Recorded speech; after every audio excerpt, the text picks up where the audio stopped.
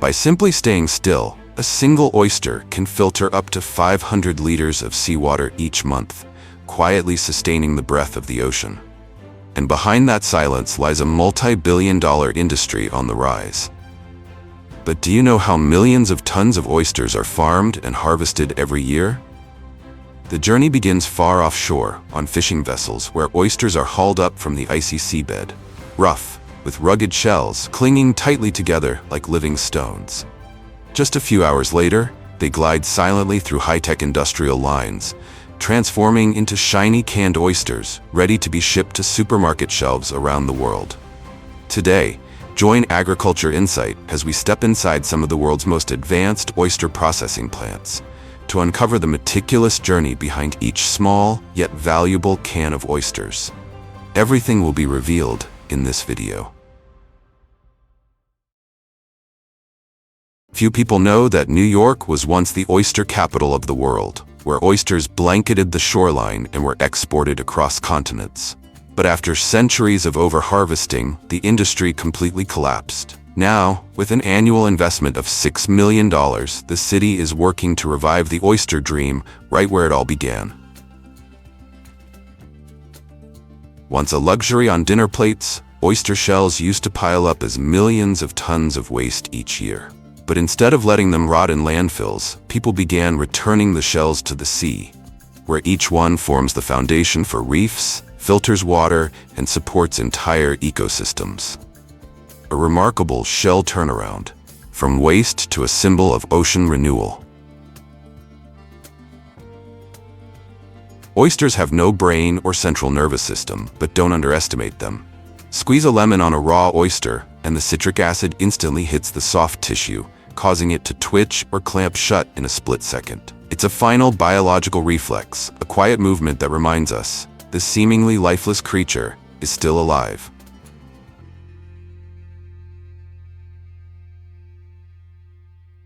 Before reaching dining tables or canning lines, oysters undergo a meticulous farming process that begins with the smallest details.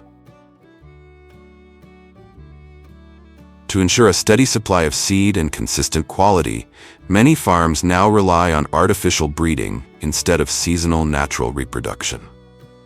Healthy broodstock oysters are carefully selected and raised in tanks with tightly controlled temperature and salinity, simulating year-round spawning conditions rather than being limited to the natural breeding season from June to August. Once fertilized, the eggs are incubated in 400 to 500 liter tanks containing millions of free-swimming larvae. This early stage is highly sensitive. The larvae are fed fresh microalgae, cultivated separately under strict quality control. Throughout this process, the tank water must be continuously filtered and regularly tested to eliminate harmful bacteria, ensuring healthy, uniform larval development, the foundation for high-quality oysters in the final product. When the larvae reach the stage where they are ready to attach to a fixed surface, they are transferred to specialized setting tanks. Here, crushed oyster shells are spread on mesh or hard surfaces to provide a suitable substrate for attachment. The juvenile oysters secrete a natural adhesive to anchor themselves in place, marking the beginning of a rapid growth phase. After about 2 to 3 weeks, once the spat reach a size of 0.75 millimeters to 2 millimeters, they are screened to remove weak or underdeveloped individuals, keeping only those with uniform size. At this stage, the young oysters are strong enough to withstand natural marine conditions and are ready to be transferred to outdoor grow-out areas. When oysters reach a size of around 4 to 5 millimeters, they are transferred to the ocean environment for further growth. At this stage, farms typically use 2 main cultivation methods: suspended bag culture and bottom culture. In the suspended bag method, oysters are placed in specialized mesh bags attached to metal racks or hanging lines on the water's surface. These bags come in various mesh sizes, ranging from 0.5 to 2 inches, designed to protect the oysters from predators while allowing continuous water flow to deliver natural food like phytoplankton. As the oysters grow, they are moved into bags with larger mesh sizes to ensure adequate space for development. In bottom culture, oysters are released directly onto sandy or muddy seabeds. This method results in thicker shells and a richer flavor due to direct contact with the ocean floor. However, it requires a longer grow-out period and regular monitoring to prevent loss and minimize the impact of natural environmental changes. After about 12 to 24 months, depending on environmental conditions and oyster species, oysters reach market size, typically between 5 to 7 centimeters, and are ready for harvest. By this stage, they have developed strong shells, plump meat, and their distinct flavor profile. Oyster farming goes beyond simply providing a suitable environment.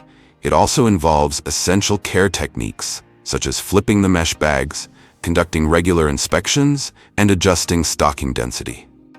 All of these factors play a crucial role in determining the final quality of the oysters delivered to consumers.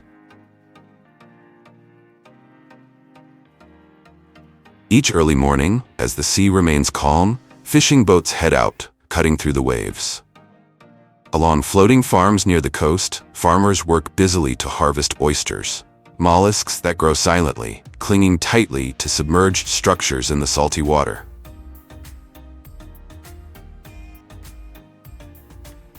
Unlike fish or shrimp, harvesting oysters requires patience and a solid understanding of their biology. Depending on the species and salinity levels, farms must wait 18 to 36 months before oysters are ready to harvest.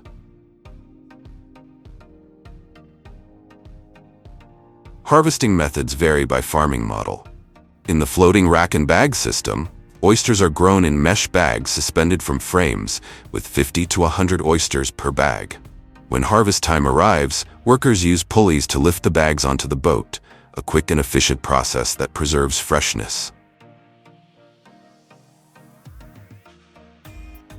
In bottom culture or wild harvesting, oysters are collected using dredging nets that scrape along the seafloor.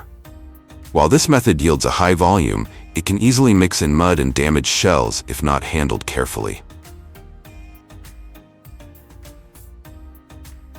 Oysters are highly sensitive to temperature shock and physical impact, so every step from harvest to processing must be strictly controlled in terms of time, temperature, and humidity. Once brought ashore, oysters still retain seawater inside their shells, as if carrying the ocean with them, preserving their freshness to the last drop.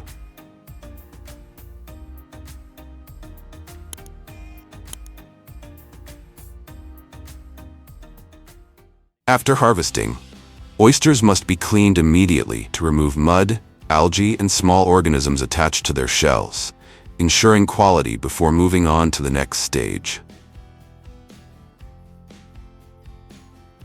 The cleaning process involves multiple steps, combining automated systems with manual handling for optimal effectiveness.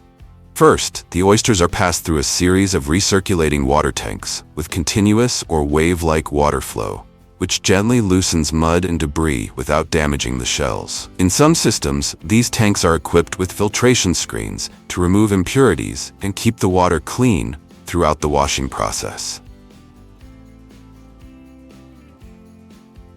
Next, the oysters enter a specialized washing system, where high-pressure spray nozzles combined with rotating drums remove any remaining stubborn residue. Under the force of pressurized seawater or clean freshwater, the oysters are thoroughly cleaned from all angles, leaving the shell surfaces free of contaminants before proceeding to the next step. Once the washing process is complete, the oysters are transferred to an automated grading system. Here, vibrating conveyors sort the oysters accurately by shell size, ensuring product uniformity. In more advanced processing lines, optical sorting machines are also used. These systems employ sensors and imaging technology to inspect shell color, shape, and detect abnormalities, such as cracks or signs of poor quality.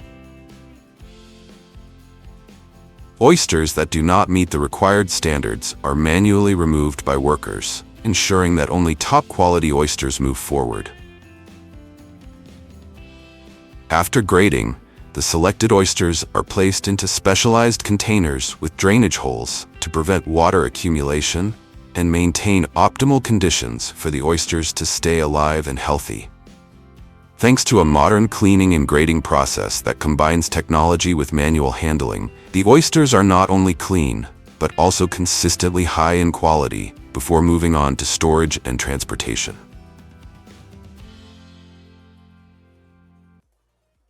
After grading, oysters are processed in two main ways: kept in shell or fully shucked, each method serving different processing purposes. For in-shell processing, workers gently pry open or slightly separate the top shell while keeping the meat and natural seawater inside intact. This method preserves freshness and flavor and is commonly used for live oyster distribution, especially to high-end restaurants where appearance and integrity are essential. After processing, the oysters are placed on ice trays to maintain freshness and keep them alive during transport. In contrast, full shell removal is used for further processed products such as fresh shucked meat, frozen oysters, or canned goods. Despite advances in technology, much of this process is still done by hand, as oyster shells are sharp, rough, and tricky to handle.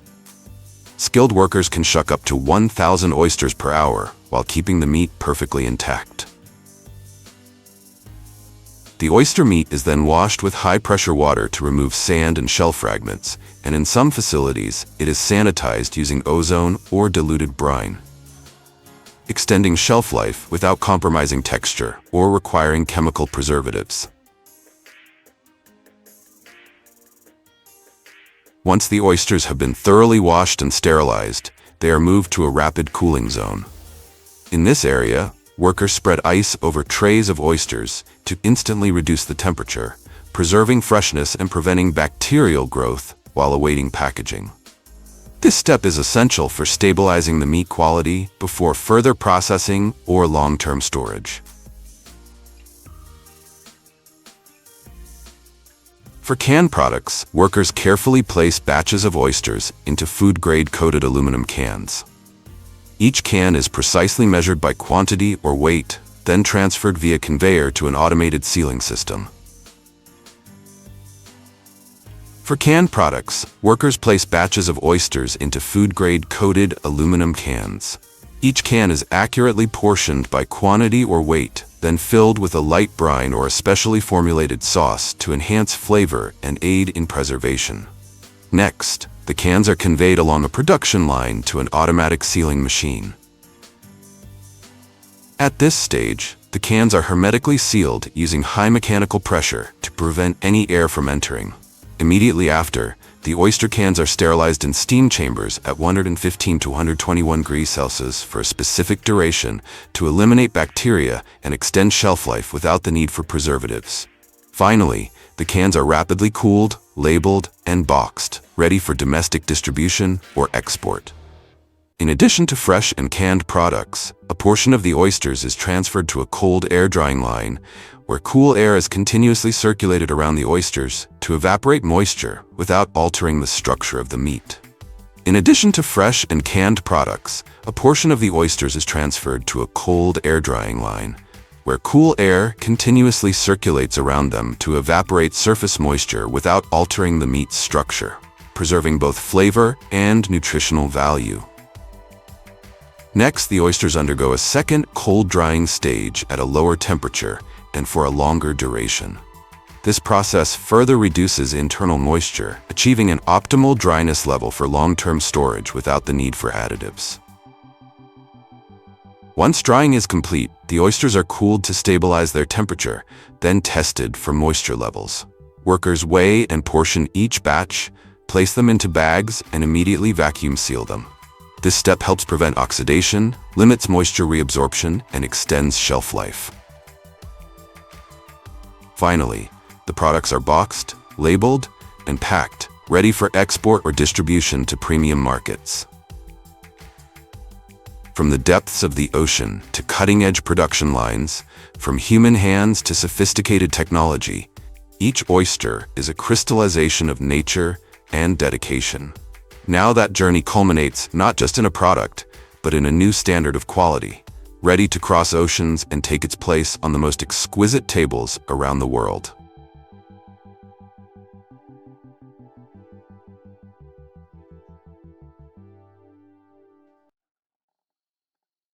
In the world of tuna, the bluefin reigns supreme, a true ocean legend holding countless mosts that set it apart from the rest.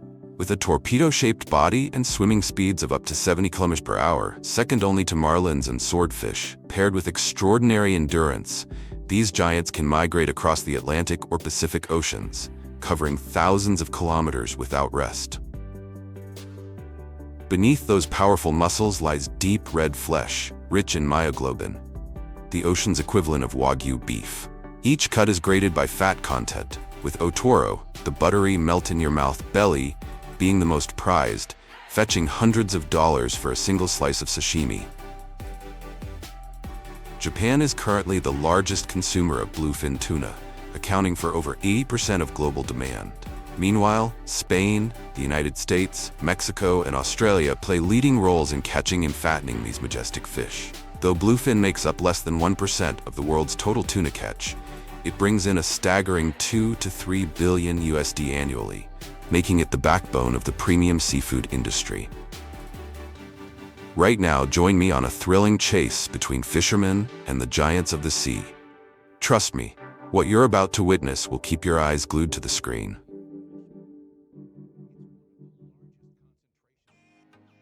Every June, as offshore waters begin to warm with the shifting currents, bluefin tuna fishing fleets spring into action, marking the start of the most vibrant harvest season of the year. To ensure a successful catch, fishermen must understand the migratory patterns and preferred environmental conditions of this prized species. Bluefin tuna are typically found in deep waters, with temperatures ranging from 18 to 22 degrees Celsius. Areas rich in oxygen and teeming with baitfish like sardines, herring, and squid. The golden hours for casting lines are usually at dawn or dusk, when the tuna move closer to the surface and feed most aggressively. But out in the vast open ocean, one pressing question remains. How do you locate these elusive giants? With lightning-fast speeds and a tendency to dwell in deeper layers, bluefin tuna are notoriously difficult to detect. That's why fishermen rely on a combination of age-old wisdom, such as reading unusual currents or tracking seabirds diving for prey, and modern technology, including advanced sonar systems capable of detecting movement deep beneath the waves. Each bluefin tuna purse seine expedition begins with meticulous preparation, and bait is the first key to success or failure. On board, live bait tanks, usually containing sardines or herrings, are carefully monitored for temperature and oxygen levels to ensure the bait fish remain healthy and active. Before deploying the net, fishermen scatter small clusters of baitfish into the sea to attract schools of tuna, creating optimal conditions for an accurate and effective net deployment. Once the location of the tuna school is confirmed, the main vessel initiates the encirclement. A smaller auxiliary boat tows the massive purse seine net in a circular motion around the school. These nets can stretch from several hundred to over 1,000 meters long and reach depths of 150 to 200 meters, enough to block the horizontal and vertical escape paths of the fish.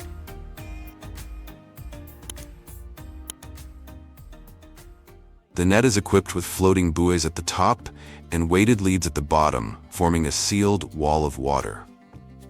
Once the encirclement is complete, a drawstring at the base of the net is pulled tight, closing it like the mouth of a giant bag, trapping the entire school of tuna inside and preventing any escape.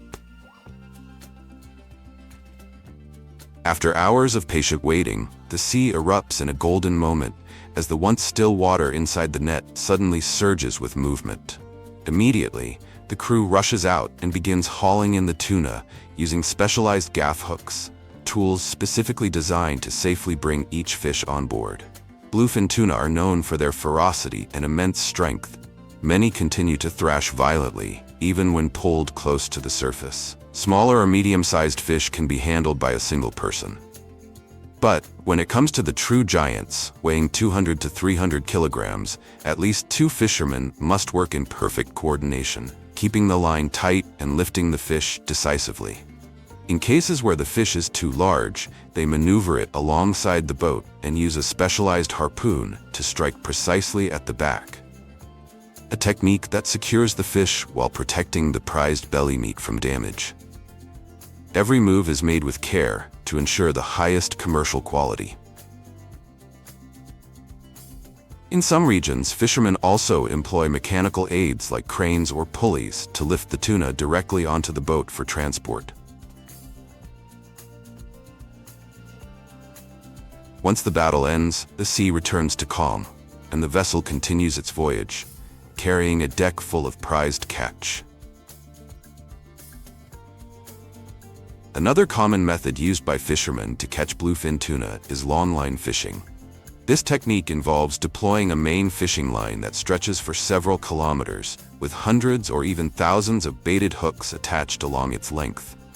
These hooks are set at optimal depths to trap schools of tuna right in their natural hunting zones. Longline fishing for bluefin tuna requires live bait that swims naturally to entice the fish to bite on its own. Bluefin are highly sensitive and will only strike if the bait has no unusual smell and moves realistically. Sardines, mackerel, and anchovies are carefully hooked to preserve their natural motion. Artificial or frozen bait is only used when live bait is unavailable. Once the location of a tuna school is identified, fishermen begin releasing the main line, which spans several kilometers and carries hundreds of branch lines baited with live fish like sardines or mackerel. The bait is deployed at depths of 50 to 200 meters, where bluefin tuna typically hunt. The entire setup process is carried out quickly and precisely, resembling a well-planned ambush in the deep ocean. After several hours to half a day, the crew returns to haul in the line. If successful, they'll find massive bluefin tuna, each weighing hundreds of kilograms, gleaming silver in the sunlight as they dangle from the hooks. Once a tuna takes the bait, the retrieval process must be handled with extreme care to avoid spooking the fish, which could lead to violent thrashing, hook loss, or snapped lines. As the massive body of the fish emerges from the water, fishermen quickly secure it by harpooning the upper body or gaffing it through the gills, avoiding the belly where the most valuable cuts of meat are located. The team then works in sync to haul the tuna on board.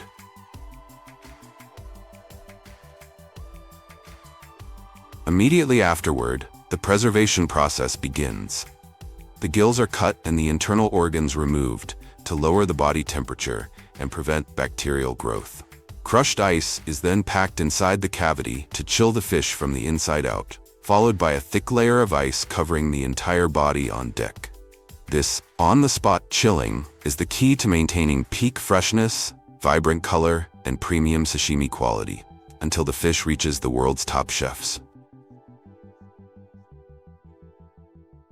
In Japan, bluefin tuna are typically transported directly to renowned fish markets like Toyosu.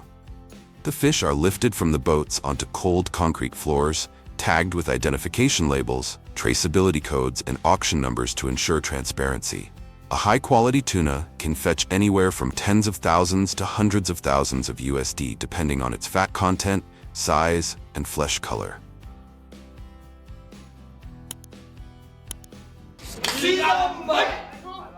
After the auction, the tuna are taken to on-site processing areas within the market. Filleting a tuna here is not just a technical task, but an art form that demands precision and deep knowledge of the fish's anatomy. First, the craftsman slices off the tail to inspect meat quality, then removes the head and gills. The body is divided into 4 main sections, 2 back loins and 2 belly loins, with the belly, otoro, being the most prized for its rich fat content. Further cuts remove the skin, tendons, and excess fat, leaving behind perfect sashimi-grade fillets.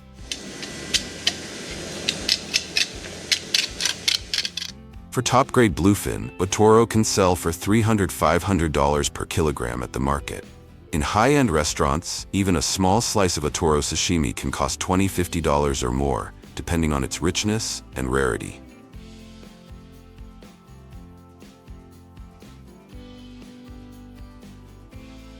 In addition to fresh auction sales at the market, a large portion of bluefin tuna is frozen immediately on board to serve export demands. This is a crucial solution to meet the enormous global appetite for bluefin, especially for the frozen sashimi market. Large export vessels function as mobile freezing factories, equipped with ultra-low temperature freezers that maintain conditions below 60 degrees Celsius. When the ship docks, each tuna is hooked onto cables and lifted ashore, then immediately transferred to specialized refrigerated trucks with deep freeze compartments. The entire process is closed and continuous to prevent thawing, which would compromise product quality.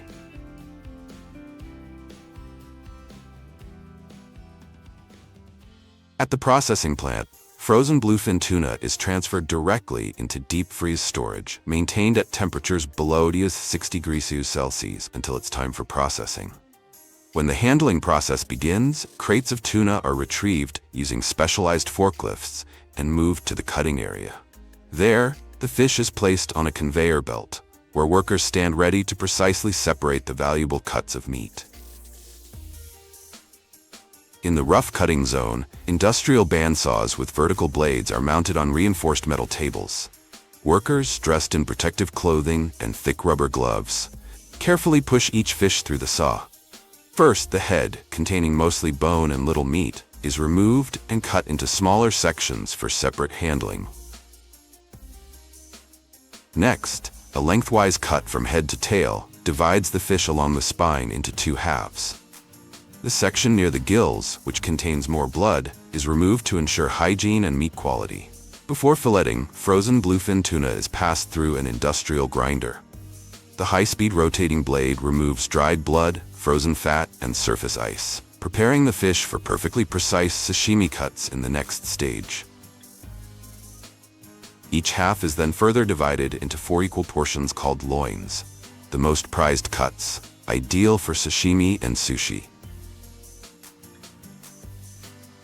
Finally, these large loins are cut into standardized rectangular blocks, ready for packaging and sorting according to export specifications.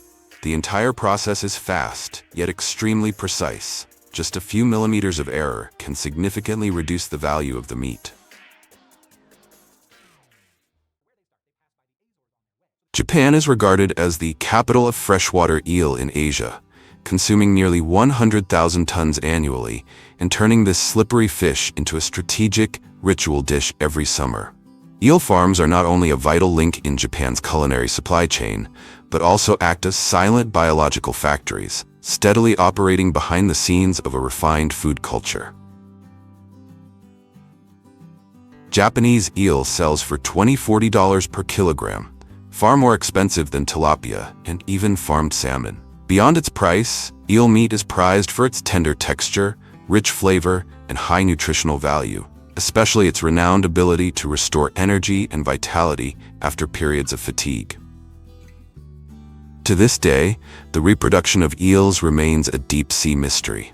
Despite tracking their long migration journeys, humans have never witnessed them mating or spawning in the wild.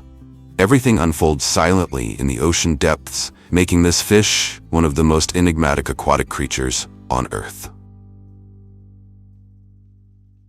Because artificial breeding has yet to be fully achieved, modern eel farms still rely on juvenile eels caught from the wild. Once collected, these young eels are placed into specialized tanks within industrial farms, where water quality, temperature, oxygen levels, and stocking density are strictly controlled to ensure growth and minimize losses. Eel tanks in Japanese industrial farms are far more than just bodies of water. They are artificial ecosystems engineered with near-perfect precision. Beneath their calm surface lies a complex network of sensors, water circulation systems, and controls for oxygen, pH, salinity, temperature, and flow, operating silently yet continuously like a living biological machine. And within that artificial ecosystem, the strangest element is the feed itself. To keep alive creatures as fragile as glass threads, Japanese scientists once turned to an unlikely ingredient: shark eggs. Rich in lipids and rare enzymes, these eggs supported the early development of the eel larvae's digestive system. But due to high costs and limited supply, researchers began a race to develop an alternative diet. The answer lay in microbial technology. In the hatchery, each batch of feed begins not with manual mixing, but with a spinning steel vortex drum. Warm-treated water is added, followed by a blend of deep-sea fish meal, enzymes, live probiotics, synthetic fish oil, and seaweed flavoring. As the drum turns, a smooth, sticky nutrient mass forms, cohesive enough to shape into pellets while preserving live enzymes and beneficial microbes. Instead of being dried or dissolved, the feed is incubated in a dark room where humidity, temperature, and light are precisely controlled to awaken the microbiota and trigger fermentation. The final product is shaped into small pellets and placed directly into the juvenile eel tanks. Not dropped haphazardly or crushed on impact, each pellet lands on the water's surface like a programmed biological signal. Its outer coating keeps it from dissolving immediately, while the core softens just enough for the eels to nibble bit by bit. In the swirling water, surrounded by thousands of tiny bodies, each pellet becomes a gathering point. The young eels respond instinctively, gently nudging, nibbling, circling back again, creating a rhythmic dance as if the ocean's energy were pulsing right inside an industrial plastic tank.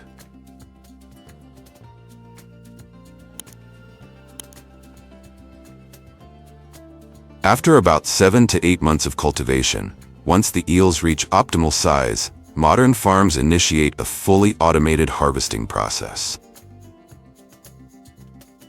Gone are the days of scooping by hand. Today's tanks are modular in design, with tapered bottoms and smart drainage systems that trigger the eel's natural reflexes to gather as the water level drops. From there, they are guided through smooth, flexible pipes and delivered straight onto the processing conveyor belt. Due to their elongated bodies, thin skin, and slippery, delicate nature, every stage involving physical contact is carefully optimized to minimize stress and impact. The conveyor belt not only transports the eels, but also gently washes off any remaining mud, cools their body temperature, and stabilizes their condition before moving on to the next processing stage. After preliminary processing, the eels are placed into specialized plastic bags, not to induce unconsciousness, but to retain moisture and create a sealed environment that makes breathing easier during transport. Thanks to their ability to exchange gases through their skin and their unique mucus layer, eels can survive for hours with only a minimal amount of dissolved oxygen, almost as if they were in a state of suspended animation on their way to the processing plant.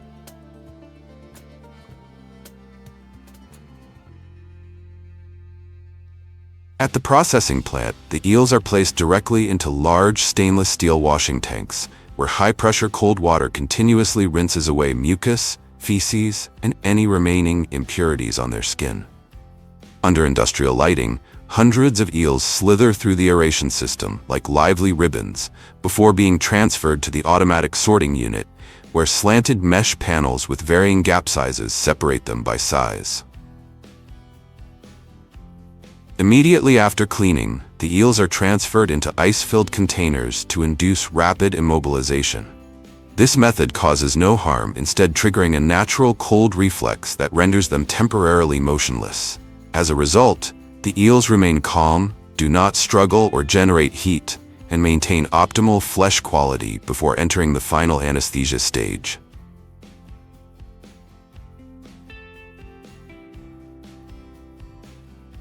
Once cleaned and sorted, the eels enter the pre-processing zone, where exacting techniques are required for every step.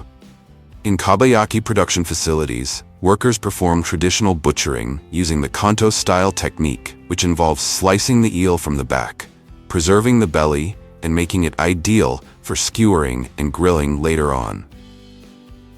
Workers use a specialized eel knife with a short, sharp blade and a non-slip wooden handle. The eel is secured on a wooden cutting board fitted with a metal spike to pin down its head, a simple yet highly effective design that keeps the slippery body in place. Within seconds, the eel is slit open from neck to tail along the spine.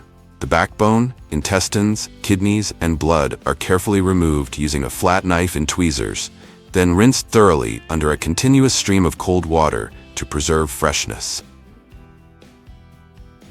After being thoroughly cleaned and pre-processed, the eels continue their journey to the grilling station, where high-temperature technology is combined with traditional know-how to create the signature kabayaki flavor. In the first grilling stage, the eels are evenly arranged on stainless steel racks and placed into a sealed oven, heated to around 230 to 250 degrees Celsius.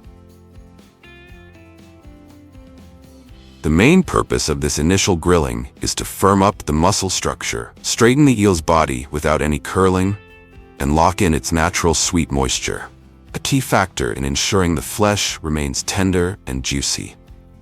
This process requires precise control over time and temperature to ensure the outer layer is just cooked enough without drying out the meat during the subsequent steps. After that, the eels are taken out of the oven and dipped into kabayaki sauce, the very soul that brings the signature sweet, savory flavor and distinctive aroma to this iconic dish.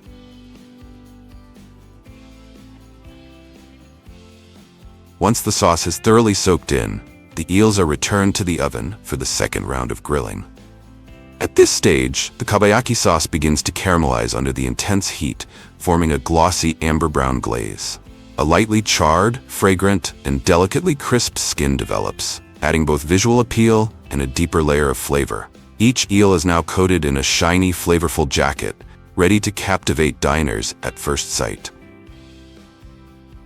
Thanks to the repeated grill-dip-grill cycle, every bite of the eel becomes richly flavored, tender, and succulent on the inside, and beautifully glazed on the outside, the perfect embodiment of traditional Japanese kabayaki.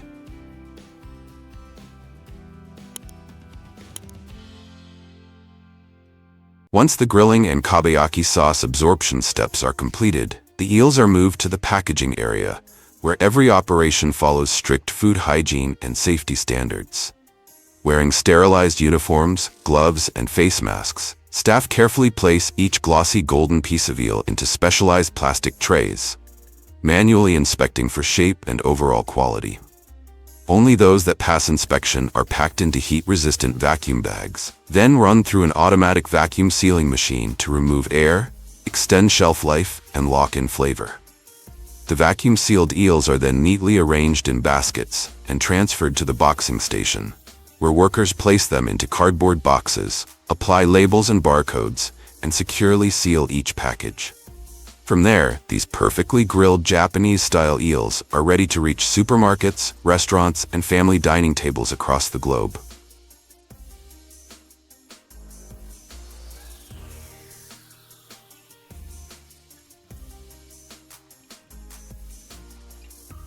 All eyes are usually drawn to the flesh, the most prized part of the eel. But few realize that hidden beneath its tender meat lies a silent treasure: the bones. Once removed, these bones are far from wasted. They're simmered into a rich, concentrated broth, infused with onions, leafy greens, and various spices to create a blend that's both flavorful and deeply nourishing. In another variation, the bones can even be deep-fried, turning into a unique and crispy side dish. Quietly yet artfully, this seemingly discarded part has become a refined highlight, completing the eel dining experience in the most unexpected way.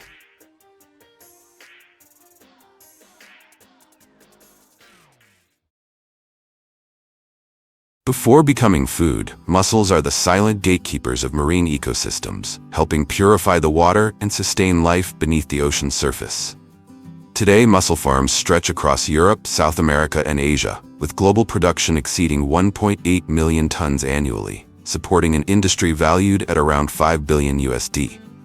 Chile, China, and Spain currently lead the world in mussel farming, thanks to their ideal marine conditions and advanced aquaculture technologies. Compared to other seafood like shrimp or salmon, which often require industrial feed and generate high emissions, mussels stand out for their ultra-low carbon footprint, while still being rich in protein, omega-3s, and essential minerals.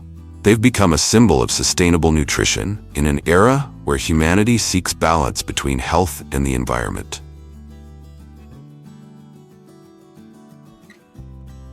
Right now, let's head to pristine coastal waters to see how farmers harvest thousands of mussels each day, kicking off their remarkable journey from ocean to table.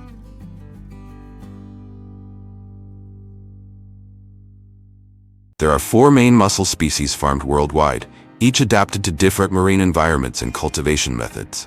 Among them, the European blue mussel and the New Zealand green-lipped mussel stand out for their high meat quality and significant commercial value. In Chile, China, Spain, New Zealand, and other regions with deep, clean waters, the long line, suspended rope method is the most commonly used. It offers low costs, scalability, and high efficiency. Depending on the farming region, mussels are typically harvested from late winter to mid-summer, when they reach optimal size and nutrient content. The harvesting process begins by lifting the mussel ropes out of the water using hydraulic cranes or specialized pulley systems. Each rope can reach 15 to 20 meters in length, weigh hundreds of kilograms, and be covered with thousands of mussels clumped together in large, dark clusters, along with seaweed and other marine organisms. So how do farmers separate thousands of mussels from these thick, anchor-like ropes?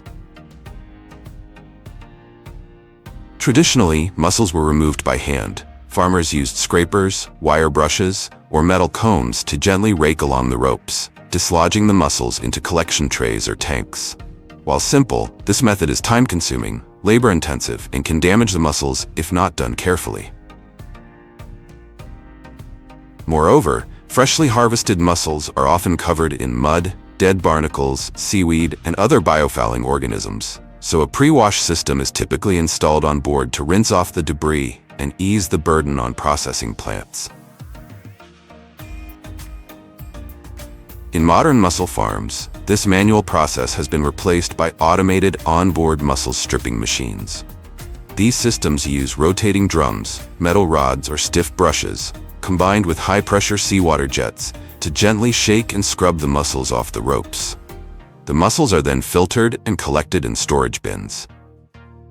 This automation allows for faster, cleaner harvesting and significantly reduces mechanical damage compared to manual handling.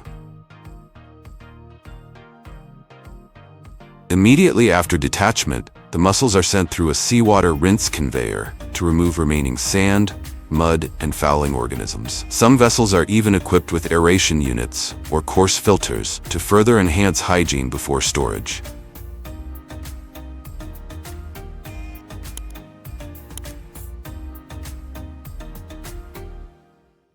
Meanwhile, in parts of Europe, especially coastal regions of France, the Netherlands, and Belgium, mussels are farmed using the bouchot method, where they naturally attach themselves to vertical wooden poles fixed into the seabed. When the tide rises, the mussels are submerged in water to feed and grow. When the tide recedes, parts of the poles become exposed, allowing farmers to observe the mussels and time the harvest more precisely. Unlike suspended rope systems, the bouchot method doesn't allow for harvesting with pulleys or rotary strippers. Instead, farmers use specialized harvesting boats equipped with hydraulic cranes and custom mussel scraping buckets. These buckets are lowered close to the poles and operate like automated brushes, dislodging mussels from the wood surface while simultaneously washing away mud and debris with integrated water jets. Once dislodged, the mussels are suctioned into a collection chamber and transferred into the boat's storage hold. This approach speeds up the harvesting process, reduces manual labor, and minimizes the risk of breaking the poles or damaging the mussels, which can happen with traditional hand harvesting methods. After each harvest season, Bouchot mussel farms require thorough cleaning and maintenance to prepare for the next cycle. The horizontal ropes stretched between poles, typically used to stabilize young mussels during early attachment, are removed, cleaned, or replaced if damaged. At the same time, the wooden Bouchot poles are carefully inspected and cleaned to remove barnacles, seaweed, and other fouling organisms, ensuring a clean surface for the next generation of mussels to attach. In some regions, farmers also rotate or replace older poles to maintain structural integrity and reduce the risk of breakage or rot caused by prolonged exposure to salt water. All of this maintenance work must be carried out during low tide, requiring technical skill, physical effort, and seamless coordination between human labor and machinery.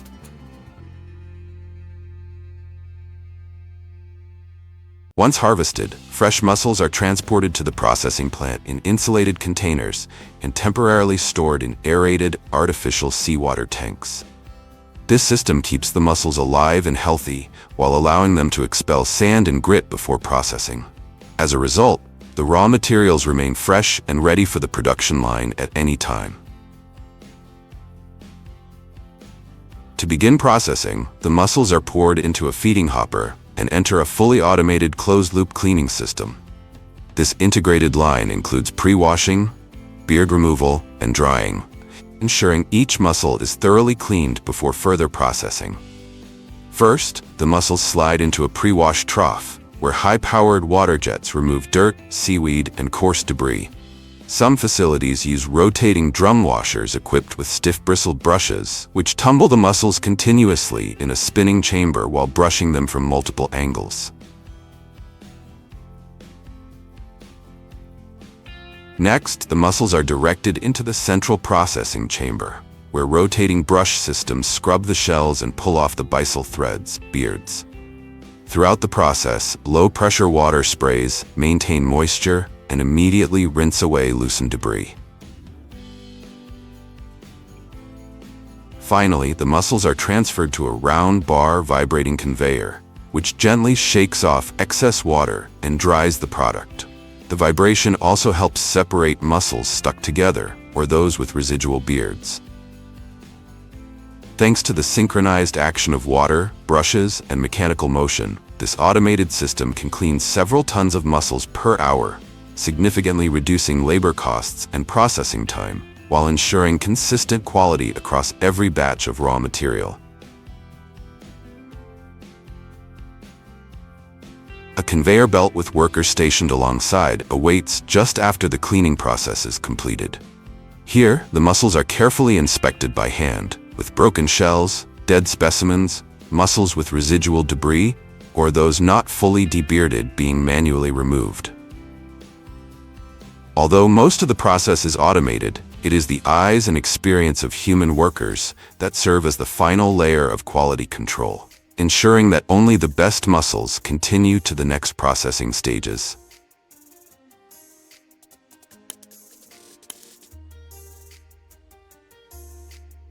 The conveyor then carries the selected mussels to the packaging area. At the end of the line, mussels slide into a sorting funnel, where the product flow is evenly distributed into mesh bags or specialized sacks below. An automatic weighing system precisely controls the contents of each bag, typically between 1 and 2 kilograms, before the bags are securely sealed using plastic rings or specialized ties. In addition to mesh bags, plastic tray packaging is another preferred option for premium retail markets and restaurants where visual presentation matters. In the tray packing area, mussels are evenly arranged into pre-formed plastic trays in fixed quantities. The trays are then sealed with clear shrink film by an automated machine to ensure hygiene and preserve moisture. Finally, each tray is labeled with complete product information before being sent to chilling and boxing stations. A popular product line in mussel processing is frozen half-shell cooked mussels, commonly supplied to supermarkets and high-end restaurants. After thorough cleaning, the mussels are steam cooked at low pressure at 95 to 100 degrees Celsius, allowing the meat to be gently pre-cooked and loosened from the shell without damaging its structure.